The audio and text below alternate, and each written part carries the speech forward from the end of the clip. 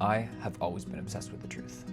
I was a firm believer that any conflict could be solved through enough conversation and that arguing parties could find a consensus with enough information. At its core, I thought that there was some objective reality, the true thing that happened, a set of beliefs that was true, while all other deviations from that were either just a lie or misinformation. I now recognize that my beliefs were naive, and rather than creating harmony, this absolutist view of the truth has largely been destructive and harmful.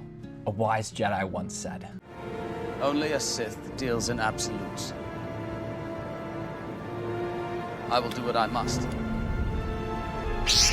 Today, I'd like to share with you 3 perspectives that have changed my view on the way I perceive the world. These have helped me change from a totalitarian, absolutist black and white perspective of thinking to a more moderate and considerate worldview, one that is fueled by curiosity and humility. The first argument is from neuroscience, based on the way that we actually perceive sensory information. The second is an argument from scope, highlighting the value of context in understanding the way that we think. And third, the argument is from language, how the words we use and the language we use to process the world actually shapes our experience. Now, these 3 are quite intertwined. The common theme is that we as individuals don't actually interact with an objective reality, but rather we experience reality filtered through our own brains, our own context, and that is our basis for truth. With this in mind, the question of some objective external reality, which may very well be true, becomes less important because we don't actually get to interact with that in a meaningful way. So sure, there very well may be some objective external reality that things like science can measure, attempt to characterize, but this obsession with reality, this idea of a capital T truth, needs to be moderated by the fact that many of our experiences are fundamentally subjective.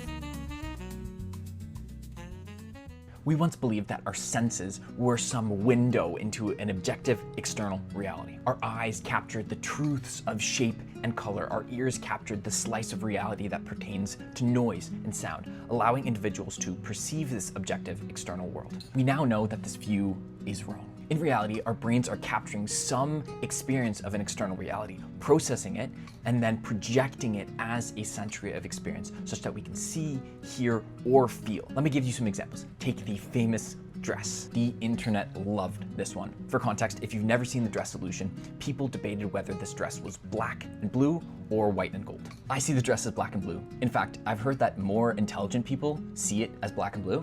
This illusion is wild because the objective external reality is the same for everyone. There are pixels on a screen emitting a certain frequency of light, and it's hitting our eyes and being processed and interpreted as completely different things by 2 different people. As an auditory example, the Yanny and Laurel debate does the same thing.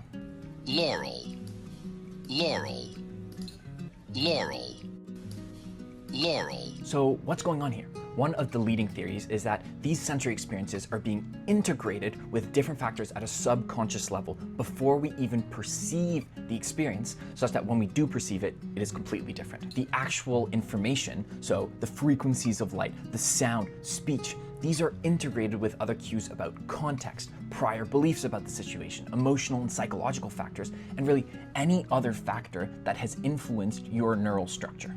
Essentially, reality is warped by the time we experience it. To take a step beyond that, we don't actually experience this objective reality as itself. We experience what our brain decides to create about that reality. Take the idea of color, like the dress. In reality, there are light waves and particles that are hitting our eye at a certain energy and a certain wavelength. But in reality, color only really exists as a subjective experience. There's nothing outside or in our brains that are a color.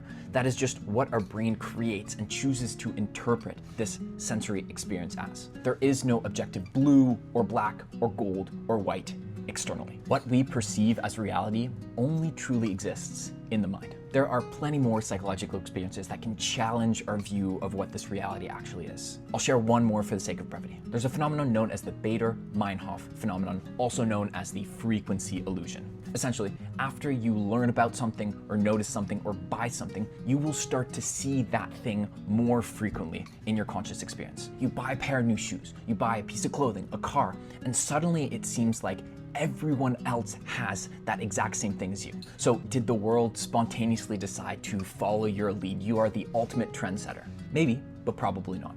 What likely happened is your brain started to recognize this object as being important and started to recognize it as the pattern-seeking machines that our brain are, started seeing it more in the external world. In the most literal sense, your brain filters out reality to only show you in your experience what it deems to be important. Your reality is partially or entirely determined by your subconscious processing. So, can we actually trust our experiences with this in mind? Yes and no. Yes, in the sense that our experiences are our brain's best guess at reality. For the most part, it has gotten us this far as a species. Ultimately, our brains have evolved to keep us alive and allow us to reproduce, which it's doing a damn good job at. But no, in the sense that your understanding of reality is largely determined by your prior beliefs, your genetic makeup that codes for the structure of your neurons, your current environment, the content you consume, your physiological state, any psychological priming that you may have fallen prey to.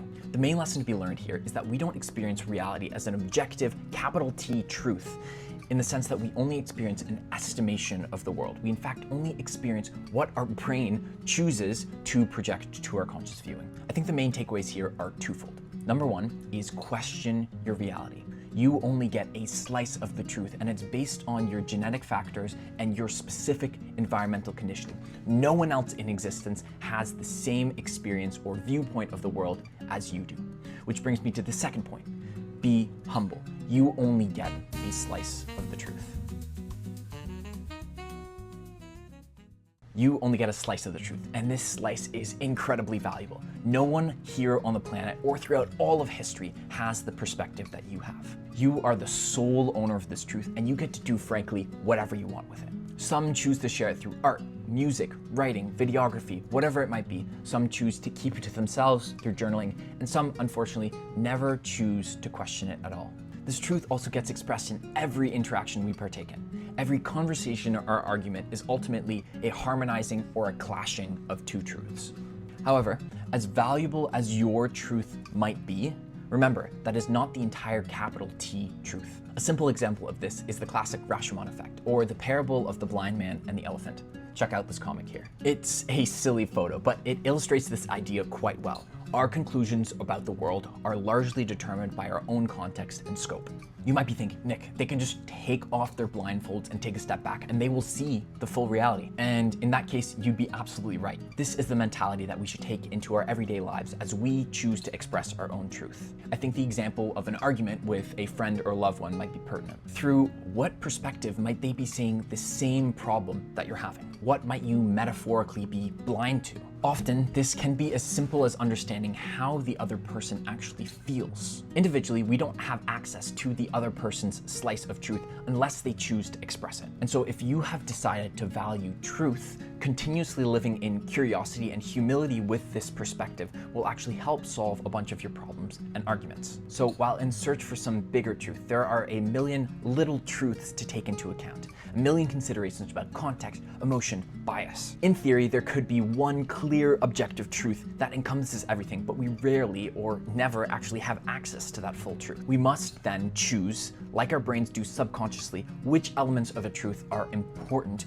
to our specific situation. What is important to get an accurate estimate of what's actually going on in the world? It's a scary thought, but we constantly approximate truth without ever actually arriving at it. The main lesson here is that we have a responsibility to be humble, knowing that our experience of reality is valuable, but limited. In any situation, especially interpersonal conflict, you are likely to be missing out on key details that are important to the situation. Why place someone else in your little box of reality when they actively are living in theirs? Take a step back and see if you can find a bigger box that encompasses both the way you feel and experience the world and the way they feel and experience the world. Be humble. We now understand that the reality we experience is dependent on context, perspective, and ultimately the way our brain chooses to show us the world. Let's add another wrench to this wheel, linguistic relativity. I was first introduced to this idea at Bible camp, funnily enough. The preacher was teaching on the importance of context when reading the Bible because ultimately the English language does not capture some of the nuance that something like Hebrew or Greek captures. He shared with us that the English word for love actually is used for 7 different Greek terms. Each have their own meaning. When we use the word love for all these nuanced realities, we may create confusion, mix up emotions, create narratives that are farther from the actual truth than we would like it to be. Other examples of linguistic relativity include different cultures like the northern Namibian Himba tribe, which are better at recognizing the nuances of colors because they actually have more words, more language to describe the spectrum of color. Or Inuit people who are more able to describe accurately different types of snow because that was important to survival, and so it implemented itself into their language. We as humans experience the world differently based on the way we can describe it. Our conscious experiences are then facilitated or limited by the language we use. This is true for internal experiences as well. We use words to approximate our beliefs and the way we feel. I believe that one of the most pervasive emotions is actually confusion, simply because we often do not have the words to accurately express the way we feel. Thus, language and emotional intelligence, being able to feel the distinctions between different physiological states, can actually help us properly characterize experience. We may experience frustration, but in reality, it's a mix of shame and betrayal and a sense of pride. We may experience anxiety when in reality, it's a mix of excitement, fear, and joy bundled up together. Language is a tool to describe the truth, and the words we choose can shape our experience of reality.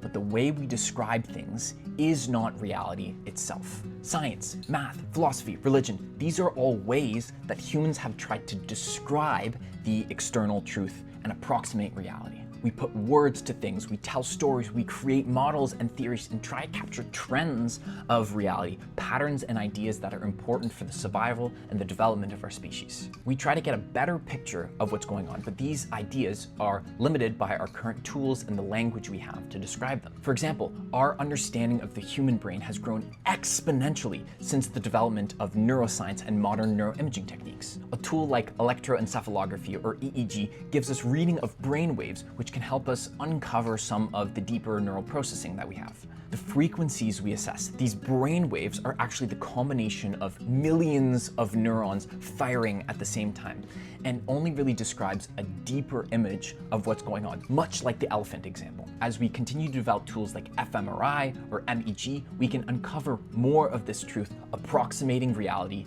ever more closely. When we then write papers on neural functioning, we bootstrap our way to understanding the mysteries of the human experience. As we develop our new tools, our language will expand to accommodate. This is why I love science. It's ever evolving. It has biases and problems like everything else, but good science is willing to replace old ideas with these new tools and these new ideas that more accurately describe the truth. Language is powerful. We can use it as a tool to bring direction and clarity to our lives. Personally, things like journaling or even speaking to a therapist have been real game changers for me. Journaling has allowed me to put new words to the way that I feel, and seeing a therapist has given me new ways to dissect and characterize my experience. It is incredibly freeing. Another powerful tool is reading.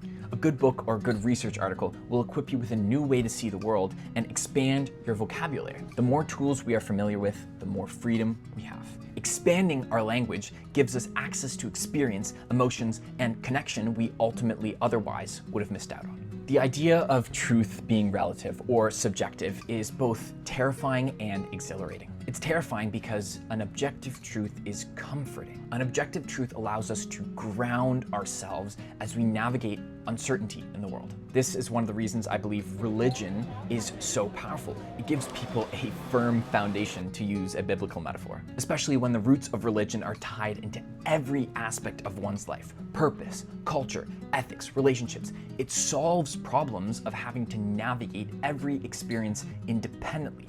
From personal experience, losing my faith or stepping away from my faith has absolutely shaken this foundation. Deconversion has felt like tending to a garden and ripping out a weed whose roots extended way beyond anything I could imagine. It somehow wrapped its way around other beautiful flowers in my life, other truths I believed, and in its wake, ripping it out, it's left this God-sized hole. This idea presented by Blaise Pascal in his Pensée. What else does this craving and this helplessness proclaim?